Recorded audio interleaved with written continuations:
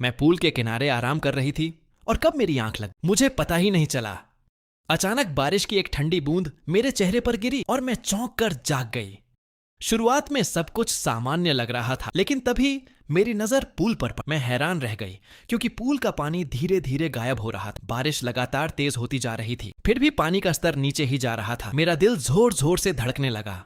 मैंने तुरंत अपने बॉयफ्रेंड को आवाज लगा, लेकिन कोई जवाब नहीं मिला। कुछ ही मिनट पहले वह मेरे साथ था और अब वह कहीं दिखाई नहीं दे रहा। कांपते हाथों से मैंने अपना फोन उठाया और उसे कॉल किया। कॉल तो लग गई, लेकिन उसने फोन नहीं उठाया। घबराहट अब डर में बदल चुकी थी।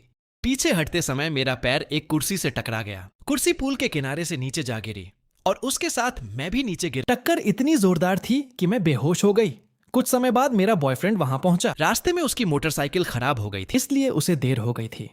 उसने खाली पड़े पूल क्षेत्र को देखा और सोचा कि शायद मैं वहां से जा चुकी हूं। तभी पास में एक कुत्ता लगातार भौंकने लगा। उसकी नजर पूल के किनारे पड़े मेरे बैग पर। उसने नीचे झांक कर देखा तो मैं बेहोश अवस्था में पड़ी थी। वह मेरा नाम चिल्लाया, लेकिन मैंने कोई प्रतिक्रिया नहीं दी। घबराकर उसने पास पड़ी एक सीढ़ी उठाने की कोशिश की, मगर वह हिली तक नहीं। तभी उसकी नजर जमीन पर पड़ी एक पानी की बोतल पर गई।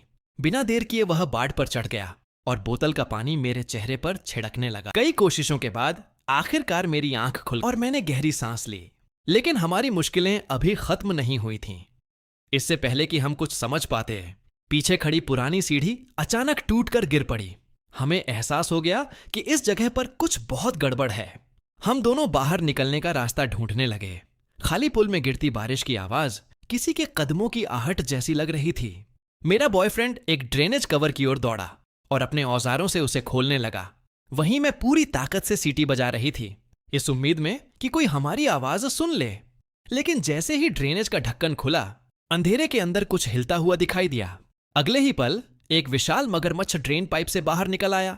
मैं डर के मारे वहीं जम गई।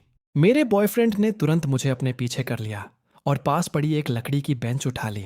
वह जोर जोर से चिल्लाया और बेंच को जमीन पर पटकने लगा ताकि मगरमच्छ डरकर भाग जाए।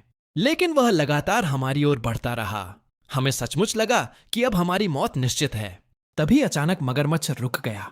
वह कुछ सेकंड तक हमें घूरता रहा, फिर धीरे धीरे मुड़ा और वापस उसी अंधेरे ड्रेन में गायब हो गया।